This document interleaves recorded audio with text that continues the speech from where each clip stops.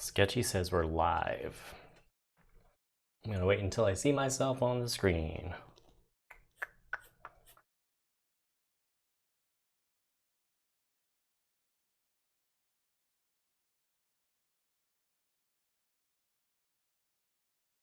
There we go.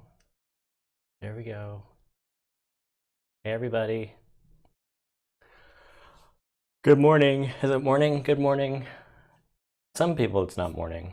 Some people it's afternoon.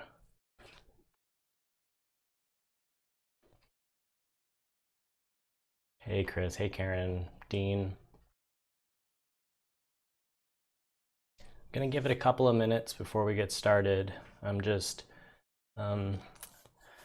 doing some warm-ups here. I like to draw a lot of circles on scrap paper whenever I'm about to start drawing. Just helps loosen up your arm, build some confidence.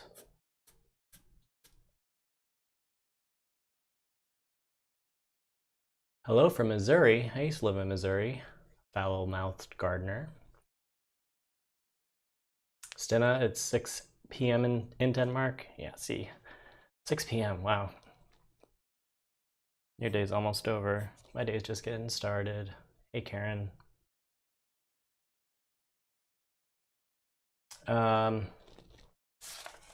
Once we get started, I want you to feel free to ask questions, interject. I'll do my best to keep an eye on chat. We're just going to mostly be drawing today, so it'll be a good chance to ask questions and stuff. If anybody's taking the class, feel free to ask any questions about anything. Yeah, I'm happy to answer. I've got a few things that I want to cover, no matter what, just because there were some folks that had some questions, so I'll try to do my best to talk about those. You're near St. Louis? Yeah, I used to live in St. Louis too. I used to live in U City, and I used to live near Tower Grove. Good morning, Herb. 6 a.m. Wow, you got up for me. Angelica's in Germany, also 6 p.m. Hello. I don't want to wait too long. Probably just going to go ahead and get started. So let's talk about what we're doing today. And I'll do my best to keep I have so many things to keep my camera situated. There we go. Okay. So as I was saying, I generally tend to just do a lot of warm-ups before I start drawing, just lots of circles. If you see me drawing, usually when I'm drawing bigger, I draw a lot with my arm. But because we're doing this like contour hatching technique, generally speaking, you'll see that I do a lot more drawing with my hand, just because the technique warrants it. So yeah, I usually start here. This is the drawing that we did. When did we do this? Last week? This week? And so I wanted to kind of like, what's the best way to put this? This is the way that I employed this technique in this one was less about creating like light and dark values, and I just sort of tried to illustrate the form, using the lines to really capture what the form feels like. And a lot of folks were asking in the class, like how can you make value, relative lightness or darkness kind of come through? So today I'm going to try to get into that a little bit more, different techniques or different ways to use this technique to affect value. And I'll talk again about the different variables that you have to play with. Before we get started though, the one thing I wanted to mention, let's see if I can get some scrap paper. One thing I wanted to mention was the difference between going big and going small. So this is a pretty small piece of paper. You can see the size based on my fingers. Going big versus going small. So let's open up this aperture just a little bit. Okay. So when we're going really small, it becomes very difficult to create a lot of good hatching. And when I say that, I mean if you're not really sort of skilled yet in creating the lines, it can just be really difficult to get really close lines. And so what you wind up with is kind of something that looks like this. Because you're trying to keep the lines kind of separated enough, but you're not giving yourself a big enough subject to really be able to articulate the form. So like if I had a head, and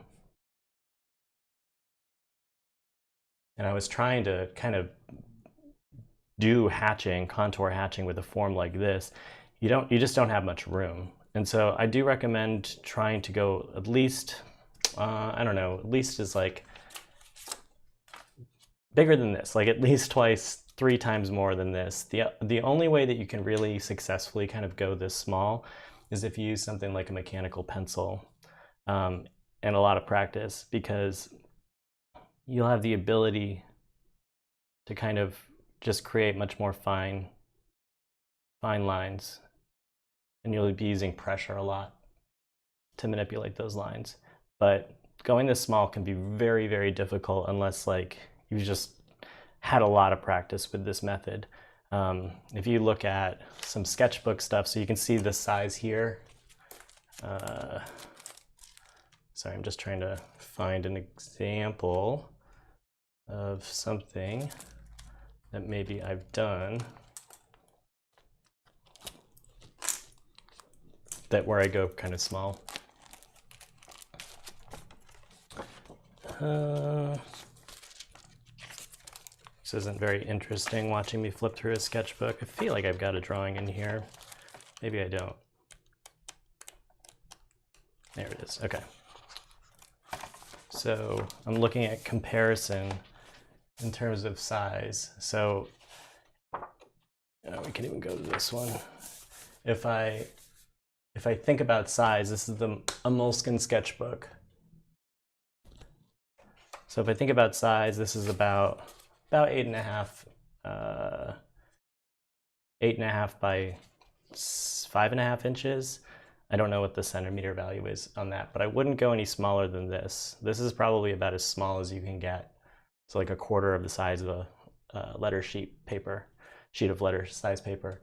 It's just gonna be way too difficult, I think. So you're not gonna be able to get a lot of the nuance, and this is pretty difficult to get really small too. So just wanna call that out, that like, don't be afraid to go bigger. You'll have more success with it if you go bigger. Let's see, what else do I wanna show you today? So, like I said before, we're going to try to hit value as kind of our subject matter, and we've got a subject here that has some darker cast shadow values, so I think that that'll be an area we'll want to focus on. Before we do that, though, I want to say one thing. One, I would really try to avoid blending with a blending stump. If you're taking this class, like eventually, yes, you can definitely blend and use those kinds of things to lay down value, but I would avoid trying to do it because I've seen some folks doing it and it's making their drawings a little bit muddy. So I think you'll have more success and you'll find more success if you try to avoid doing that. Also, some folks may be having difficulty with like smudging their lines as they're drawing. So if you are, just grab a sheet of paper and put your hand on that so that when you're moving around, you're not so likely to have the oils or the moisture on your hand smear your lines around. So definitely recommend that as well. I've got like 8,000 pieces of paper over here.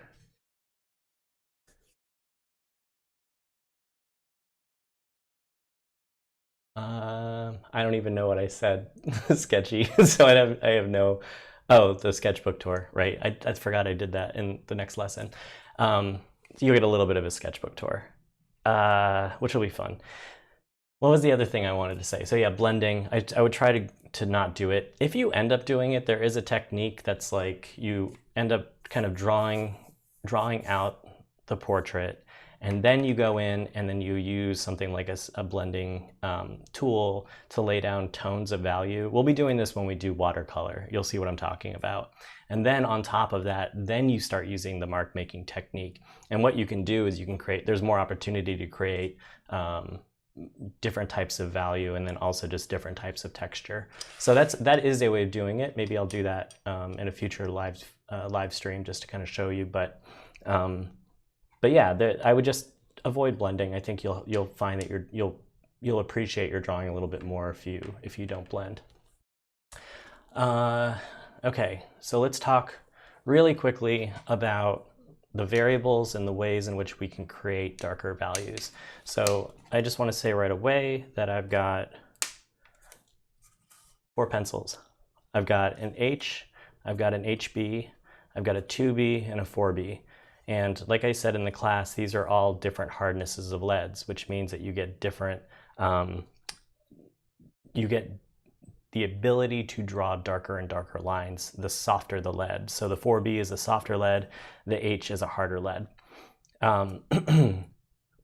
So we've got this just the pencils themselves to get darker values. We've also got pressure. So with an HB, I can use very light pressure.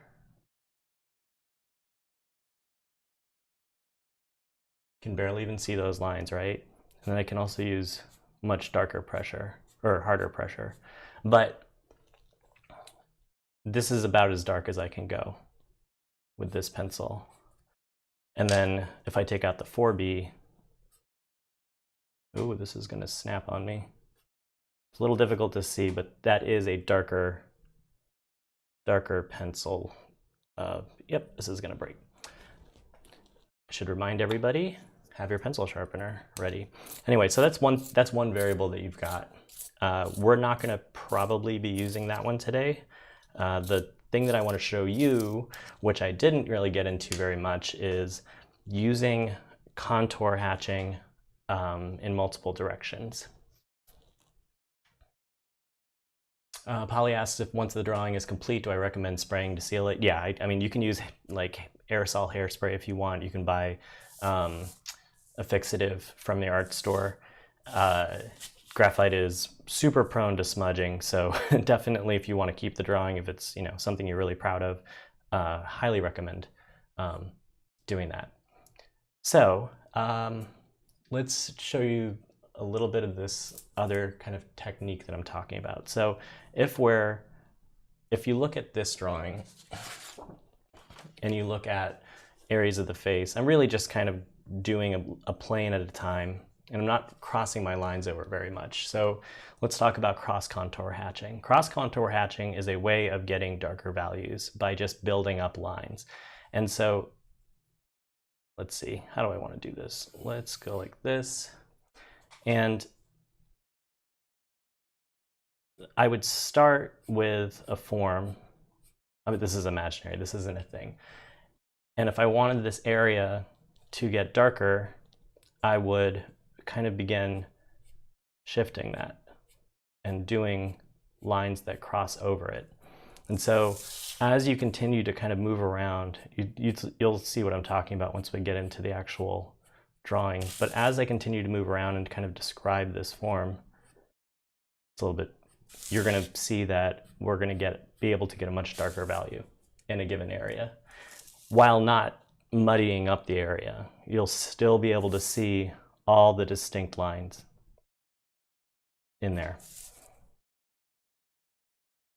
So we're going to probably be playing with that as our way of describing the darker values. So this is just a scrap sheet of paper. I'm not using any special paper today. I should probably keep that near me actually, just in case I want to demo something else. I'm not doing any special paper. This is just kind of the same paper that I used in the class, which is just a, excuse me, it's a, I don't even know the pound of this paper, but it's thicker than printer paper. Sorry, excuse me. It's thicker than printer paper, but it's just a really smooth surface mixed media drawing paper. So I recommend something like this for doing any kind of hatching. You want something smooth no matter what. So I'm going to zoom out. You can't tell that I'm zooming out, but I am. Okay. So let's go ahead and get started with this. I think I'll go like this with the drawing. So I'm going to do a really quick lay-in of the head. You're not going to be able to see this too well. Let me see if I can stop this down a little bit. Maybe I'll just go darker for sake of the class. So what I usually like to do is I usually like to start with something called the Loomis method. And I've got a class on this, but we're not going to get too much into that. Just gonna try to give myself a basic structure to work with.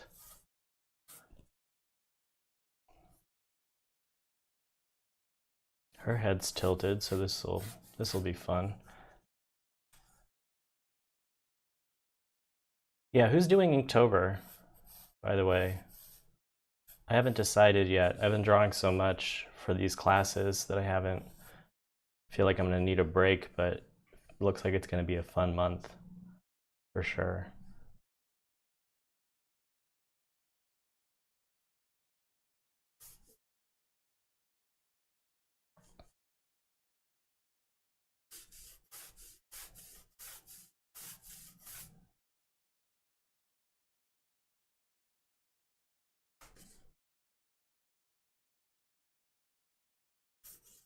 This is gonna be a really rough set of measurements. Okay, just trying to figure out where we are on the page here. We'll keep it a little bit dark on the exposure really for just a little bit here.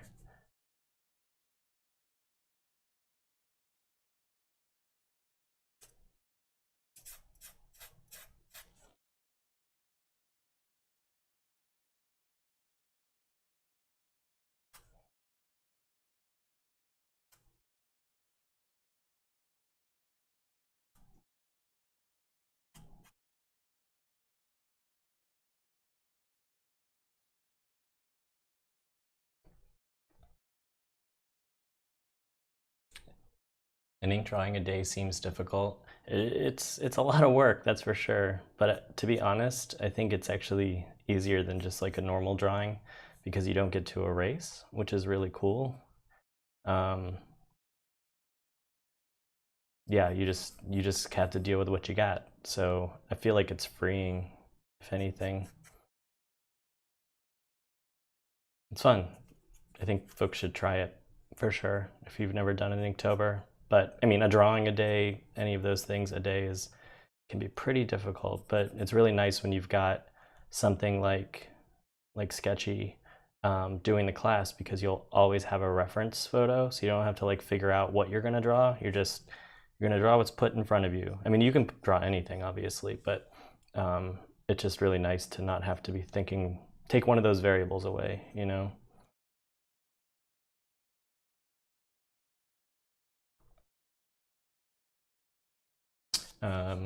Let's see. Carol signed up. Doesn't mean you're doing 30 days. Yeah. I mean, even if if you do 15 drawings, that's pretty, when you think about it, it's like, that's quite a bit of drawing. It's always really fun to see at the end of one of those month-long kind of challenges, just how much you can really produce. And the more you do it, the faster you end up getting. So you end up not spending nearly as much time on some of the early parts of a drawing.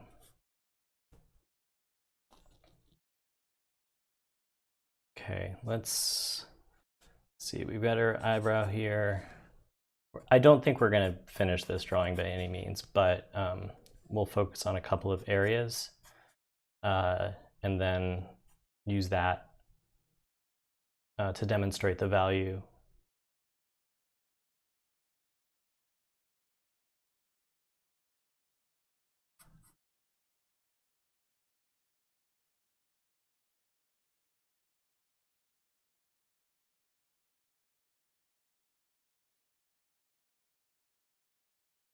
So funny, I just got done teaching a class about drawing the human head and had to talk about it a lot, how to draw the human head while I drew it. And turns out that's pretty hard to do and you go pretty slow. And so trying not to talk too much about this part just so we can get through it as quick as possible.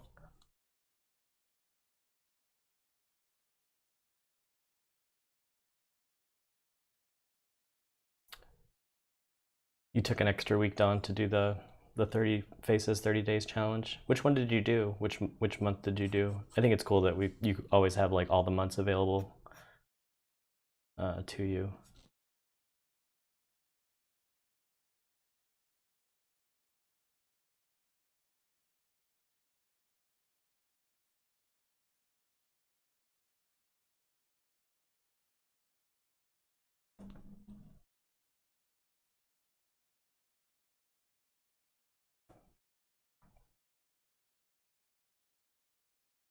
Also, if I don't finish this drawing, I'm probably just going to finish it off stream because I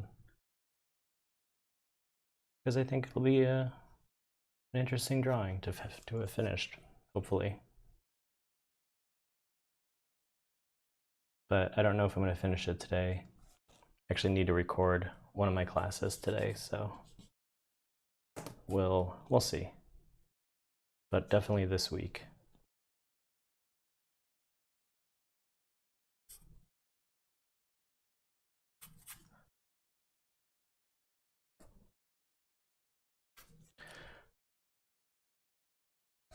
Made a January, made a COVID book out of it. That's cool. Okay, here we go. Pay attention, Mike. Let's get these ears in, this ear in, and then we'll get the mouth laid in, and then we can start going. 9:23. Yeah, let's see how far we can get.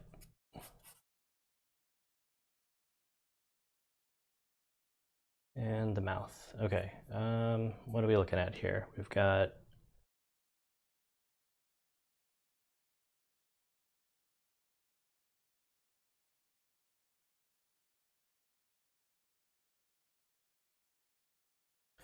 got her iris somewhere around here. Same thing over here. We've got straight drop down to about the corner of her mouth.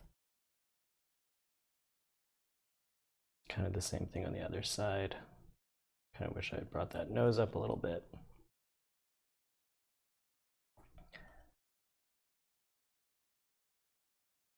Make sure that we get this mouth parallel with our eyes and nose. Otherwise, this is going to look real weird. Yeah, Carol, I'm sorry that this is barely visible. This is just the lay-in. So all we're doing is trying to get kind of a scaffolding for ourselves, and then we'll keep going. It's really hard to kind of capture these lines at this stage in the drawing just because they are so light. But if I draw them too dark, then we're going to kind of mess up the effect, if you will. So just about done here. So bear with me for just a couple of minutes. This is one aspect of this technique that's kind of not so great. It's in terms of filming. It's that you kind of have to get through this part. It's really important. But yeah, it's very difficult to film. Okay, so just about there. Just gonna try to round out some of these shapes a little bit better. This is probably fine.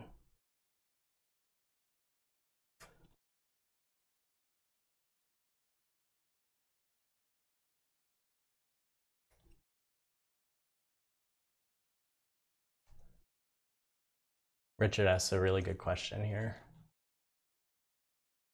So the Muse has incredibly smooth skin. I'm curious to see if that means longer contour lines in someone with more wrinkles.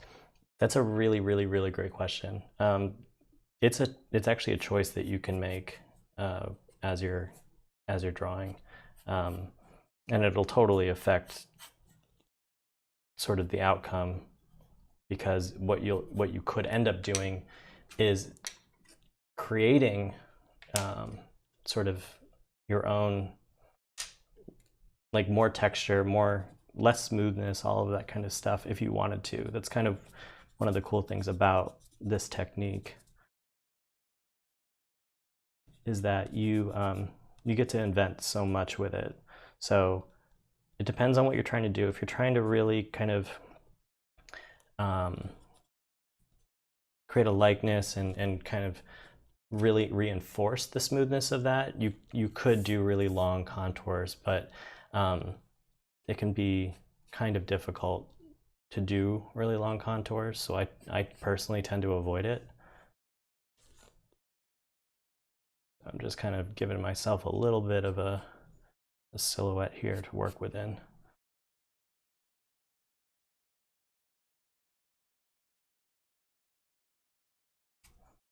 Kind of map out some of these shadows a little bit.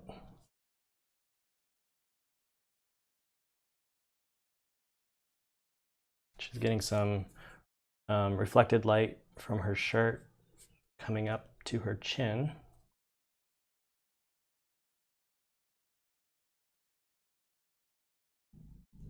And the reason why I'm kind of outlining this right now is because I want to give myself, I think I believe I referred to it in the lesson as kind of like almost like an anchor line for me to start my contours with.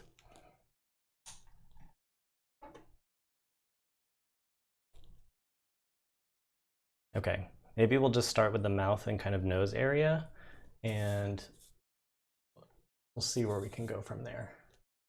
So I'm starting with a 2B pencil, and maybe I'll start with an HB pencil actually. One of these is it. All right. Key point here, try to keep your pencil sharp. So we've got some dark areas that are going to be happening here in the underneath the lip in the shadow. We've also got the top lip, which is going to have shadow because it's kind of a shelf. We've also got this area of the nose. I'm just going to kind of block in where the shadow exists, just looking at the lines of the shadow here.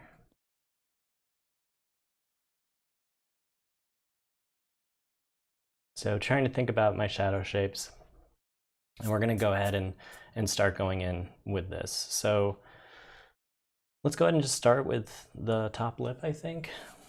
Try to keep this somewhere in view. How do I want to describe this shape? I think I'm just going to describe it as a shelf. So I'll start in with this, like a first set of lines. And I can see right now when I look at her lip that there's a shadow that happens here. Sorry, there's a shadow that happens here where the light kind of turns. So this part of her lip is kind of facing more of the light or getting more of the light, and then it turns, and so we see a terminator here in the shadow. So I just want to be thinking about that, because that means that we're going to make a darker area here. And if I'm using terms and such that you're not familiar with, let me know and I can try to explain them.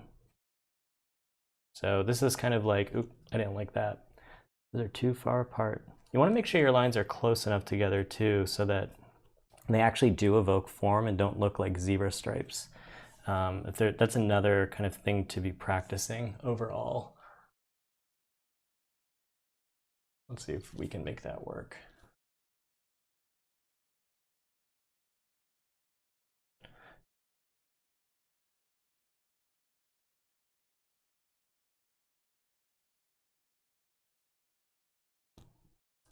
Okay, so got a shadow here.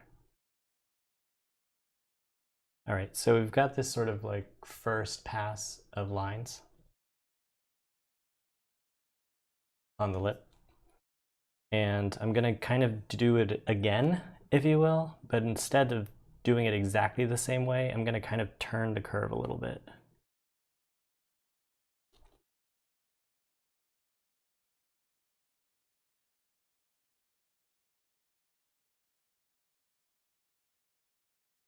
And then they'll probably meet up kind of in the same area. And then I'm going to turn it out a little bit more. And what's starting to happen here is those two types of lines, even though they're both contour hatching lines, now they start to become cross-contour hatching lines.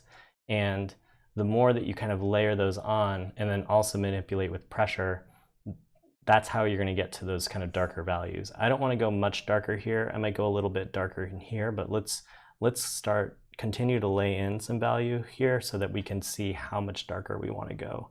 Some of these shadow areas that are just completely hidden, not getting hit by light at all, I'm just going to go ahead and fill those in. But I want to make sure that I'm using a linear technique to fill them in and I'm not just scribbling in.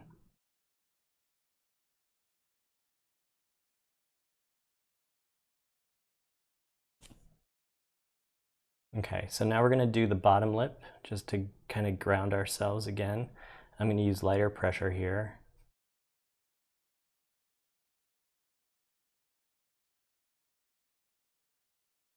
Again, just really looking at the lip, trying to see the planes. Like I can see that there's sort of a shelf-like plane here. Trying to keep my lines relatively close together. Now the reason why I'm not going in here is because this area is lighter, and so what I'm probably going to do is do a light pass on those in that area. Somebody asked or said a really interesting thing that I hadn't thought about, that I think just do intuitively, and it is that when thinking about your drawing, you have to do some pre-planning. And what I mean by that is you have to think about, how am I going to describe value in my drawing? Because I would say unless you're really proficient, it can be kind of difficult to combine all of these means of creating lightness or darkness. And what I mean by that is, like, you can use pressure, you can use line density, you can use different hardnesses of lead, you can use cross-contour hatching, etc. And it's really hard to kind of just use all of those at once really skillfully. So it's probably best to say, I'm going to try to describe form using these two things. I'm going to try to do it using like pressure and cross contour. That'll be the way that I describe form in my drawing, or value. I'm trying to keep my hand out of the shadow here. Again, even these small little moments. So I'm using pressure in this particular case to describe this form and this shadow. It's not a super dark shadow. So now I can start like squinting my eyes and looking at the model and start to see that this under area of the lip is about as dark as the cast shadow that's happening there. So I'm going to go ahead and do another pass in here. And in this case, I can actually turn my paper if I want to. And what I mean by that is I'm going to try to draw lines in a different direction here.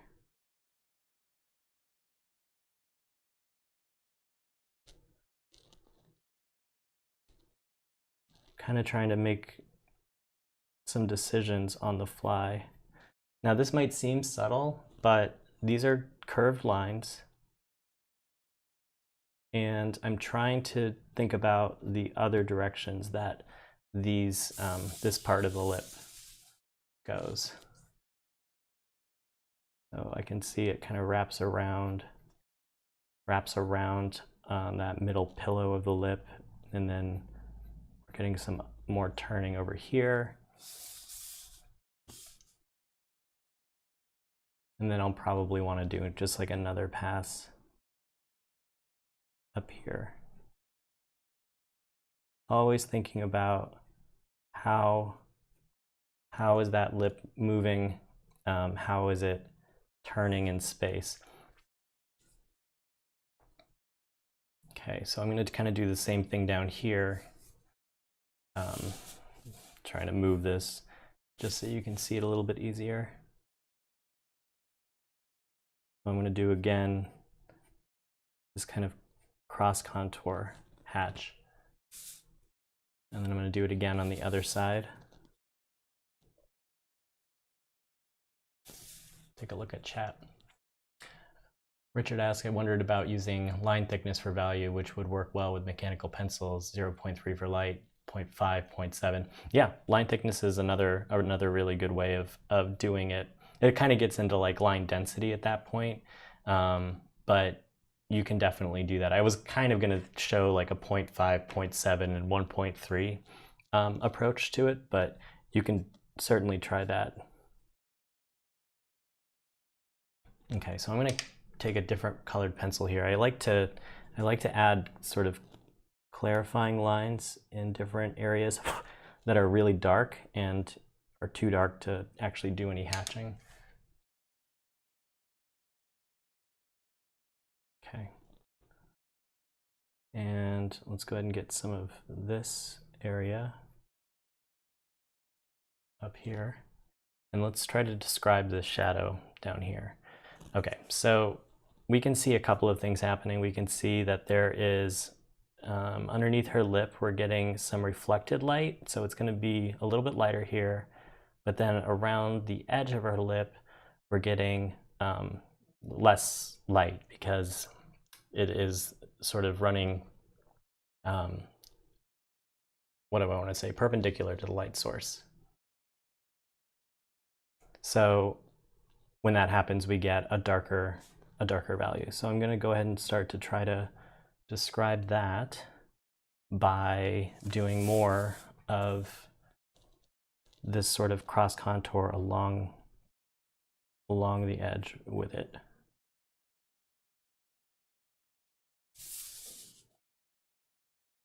And then I can reinforce that a little bit more by doing another kind of pass over here. Now I know this feels too light because it shouldn't be white, so I'm going to do a pass up here as well, using much lighter pressure, just so I can get some amount of value in there.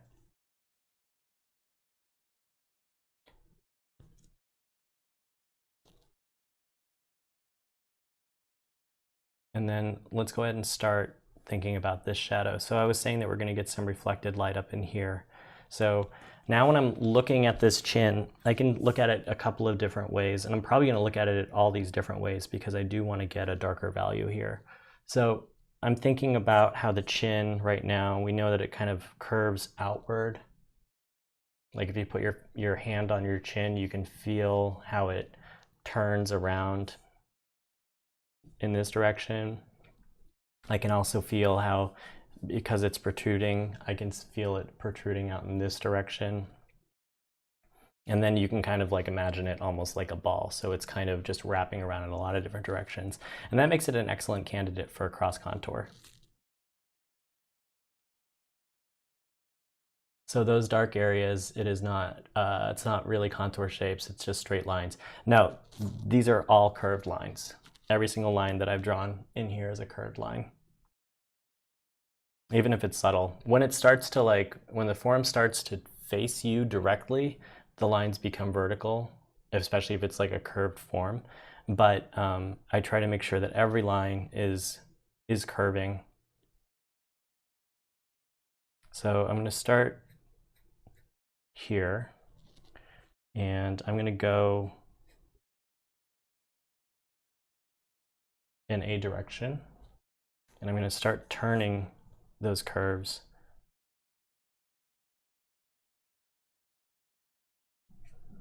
And I'm starting where the shelf of the chin is probably going to start, because I know it also kind of goes back. So we'll do something else to reinforce that. This is our first pass.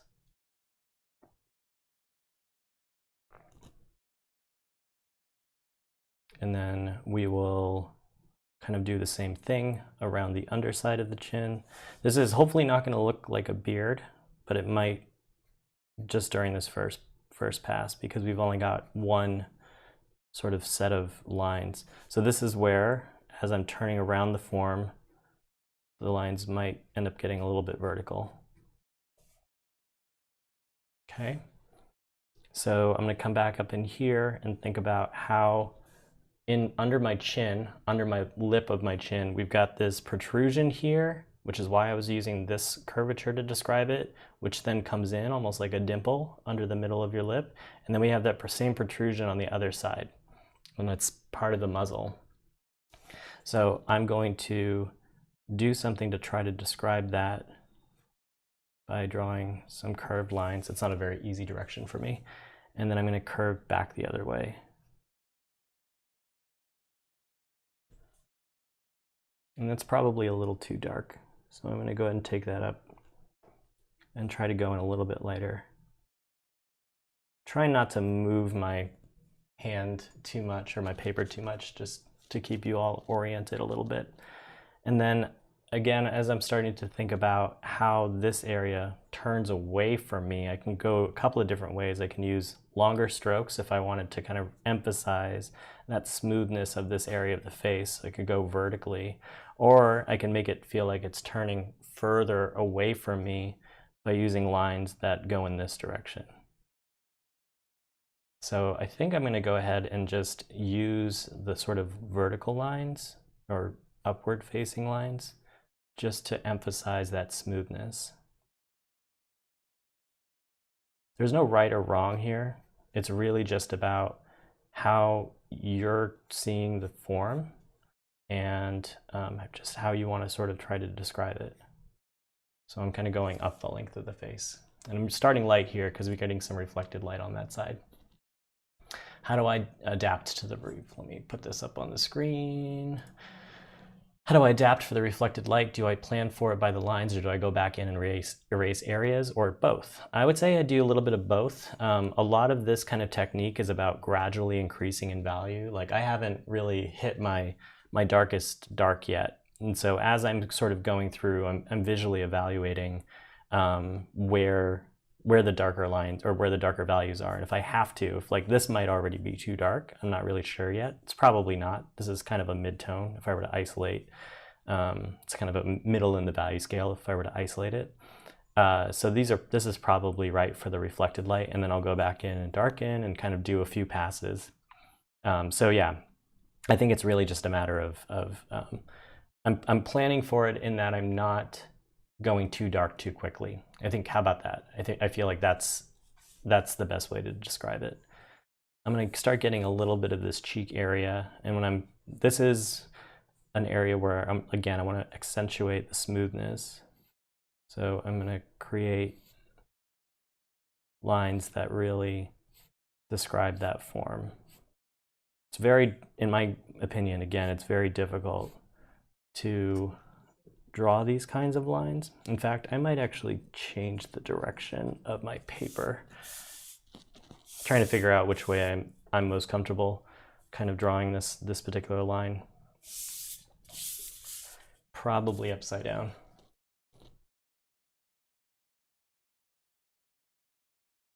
And I'm not going for a lot of density here because I want to make sure that this area doesn't get too dark too quickly.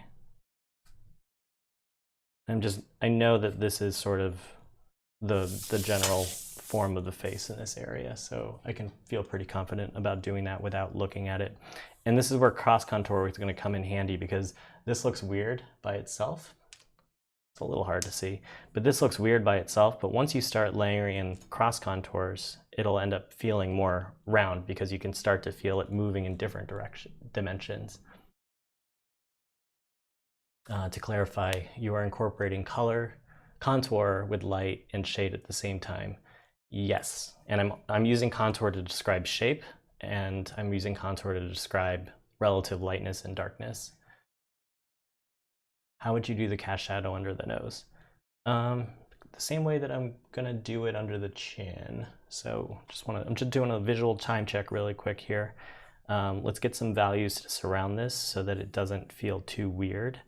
So I'm just going to kind of look at the chin here and think about how We've got some curves happening here, going in really light because this is one of the highlight areas. We'll go in darker around it.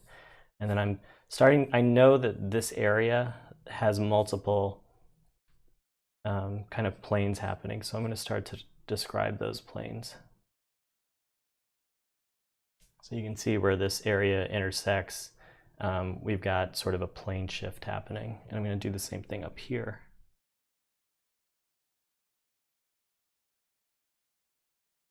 This is really light right now, but it's because, again, we're in the highlight area. So I'm going to do a really quick pass in the chin, and then we'll get up to the nose. So we've already described some of this area using a first pass of the cross contour, or the contour hatching. So what I'm probably going to do is take it in a different direction. Just trying to figure out which direction I want to go. Probably going to go like this.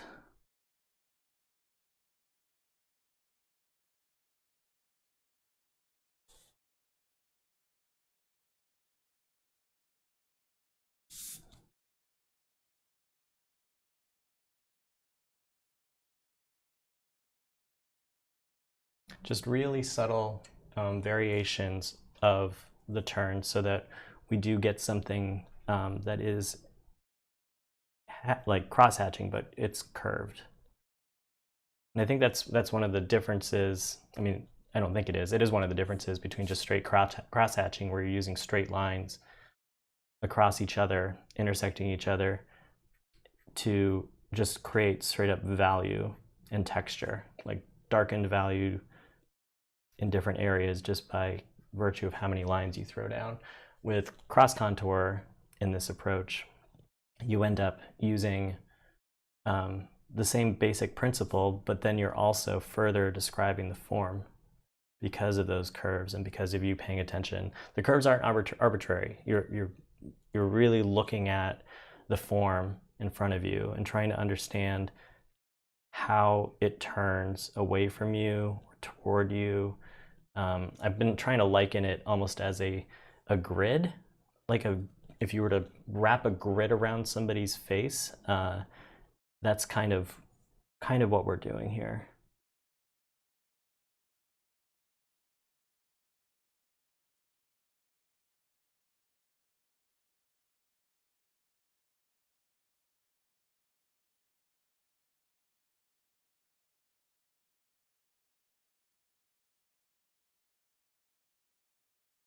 So now I'm going to kind of go around here to describe that. All right, let's go up to the nose. Do I see the multiple planes on the photo, or just know they're there? I know they're there, and you can see the planes in different areas, but I would say this: the best way that, if you can think about it, is to actually put your hand on your face and feel where the different areas curve up or down or around. But I think that it's easier to see in like hard light like this. Like I can see that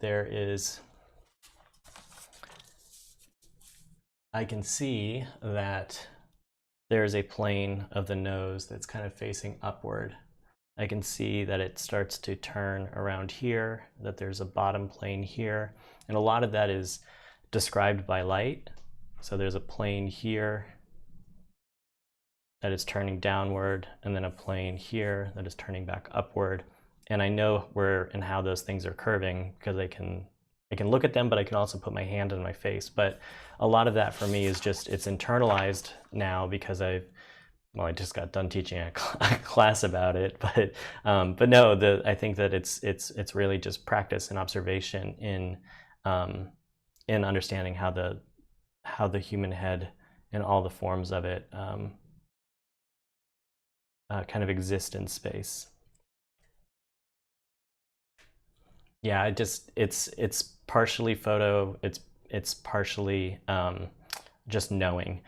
Like for instance, in this area, you can see in the photo that there's a plane structure that is kind of pointing downward. So I'm going to kind of curve it, that line. and you can see it in the photo, right? Like you can actually see the highlight happening up here, the brightest area, and as it turns away from the light source, which in this case is the sun, you see it kind of getting darker. So you can see there's a plane change there. So I can say that there's the plane that's above it is going in similar direction, but it's its own separate thing.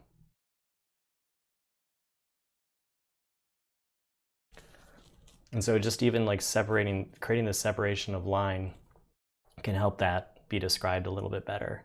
I know I'm kind of just jumping around here, but so now I'm just going through, finding these nose shapes.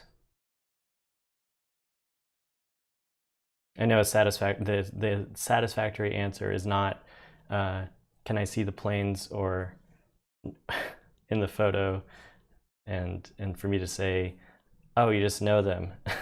But I do think observing them, and you can observe again through looking, but you really observe through knowing, and the best way to do that is just to touch your own face. You don't know which features to outline and which not to. Can you describe that a little bit more?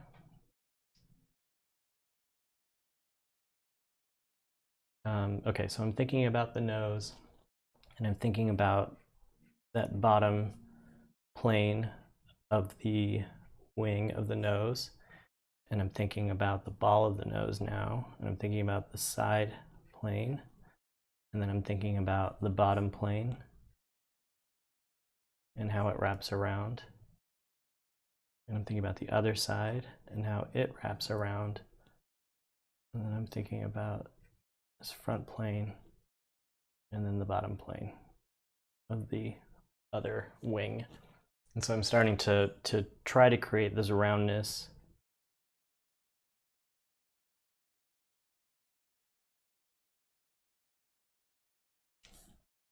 And I can come back up in here and sort of use long lines again. And up in here to kind of start to describe those curves. See, I'm using cross contour here just to add a little bit of value, but also to help turn that form a little bit more. When to make a hard line to anchor? Oh, usually it's around the contours of the face where light areas meet dark areas. So like this area is an area where light meets dark. This area is an area where light meets dark. Somewhere in here is probably going to be an area where light meets dark. All of the actual outer contours are really good candidates, because what's going to happen is that's where a form is really going to turn away from you, and so it's easier to kind of start from there. And I say that because when you start from one of these edges, it's easier to put more pressure down, because it's generally speaking that form is going to turn away from you and is likely not going to be receiving, depending upon the lighting situation, but it'll feel like it's starting there, because you adding more pressure will make it feel like it's more dense of an area. It's a little hard to describe, but I think it just makes it easy to start your lines from another line anchored to another line. Otherwise, you end up getting a little bit too much. You can see the start of a line a little bit too easily when it's just kind of randomly beginning somewhere random in the face. And so like this, for instance, if you end up seeing some of this in a random area like here, then it'll just look off. So if you can put these kinds of lines, these starting moments, in a crevice or an area where a plane turn happens, then you'll be it'll just feel more natural, rather than just seeing like a row of random contour lines and then another row of random contour lines above it. So for instance, you had the top lip outlined, but I don't. I mostly don't outline the lips, because lips don't really have outlines. They have different local values, and so there's no true hard distinction that happens there. So I try to avoid outlining lips just so I can make sure I get a soft gradation. So I'm just going to go through here and try to get a little bit of a cast shadow happening. I'm thinking about some of the nostril area, the inside of it, and thinking about how this area protrudes or begins to protrude and then begins to dip in and then starts to kind of come back out again. And it's actually turning quite a bit forward. So that would be the first pass of a value pass on that. And then I'm going to think about it again from a different direction and how that kind of comes up and then dips back down and then dips back up and then turns again all the way back around the form. And again, this is one of those things that, yes, I know it. You can't really see it because it's all in shadow, but if you run your fingers along your face, you'll feel your lip come, like the area above your lip come out, hit the area right below your septum. Different people have it more pronounced than others, but for the most part, the area right below your septum is kind of like a dimple, and then it comes back out, and then it goes back around the side of your face. So if you don't really know if there's like where there's a plane change or not, I really recommend you just use your hands along your face. Okay, so we're going to go for that verticality here. So I'm hoping you can start to see how this value starts to kind of come together. It is, in most cases, I'm not actually pressing that much harder. All I'm doing is doing multiple passes in the same area with different line directions. So this is one of the, I would say, the most effective way of creating darker value using cross contour hatching, as opposed to just singular areas of single directions of contour hatching. And the reason why I think it's the more successful way of doing it is because it doesn't just add the value that you need, it even further accentuates the form. So things tend to feel even more round, which is a nice side effect, which is really what we're going for here. And if you do have to go over your lines again, it's fine. I would just recommend making sure that your pencil is incredibly sharp. Like mine's already kind of starting to dull, but it's pretty sharp. Do I erase my construction lines before I start the hatching? I try to. I just really loosely kind of got rid of them on this one, but normally I would kind of go in and do a much more thorough erasing. Okay, I'm going to stop here because we're at 9:59 my time. I could talk about this stuff for forever. So next week we're doing another one on Sunday, same time, same place. Going to be doing colored pencil next time. The lesson that gets released today, I think, is colored pencil. So you'll actually see a lot more of this kind of technique. So definitely check it out. You'll see it, but we'll throw color into the mix with it. Yeah, Dylan's broadcast is coming up right now. So go join that link that Sketchy just posted. There's going to be some really, really fun ink stuff happening. And thanks for joining me. Hopefully this was at least a little bit clarifying when it comes to how do you create darker values. And basically it's just lots of contours, all turning as you kind of turn around the form. All right, so thanks everybody. I'll see you next week. And if you're in the class, I'll see you in the next lesson. Thank you.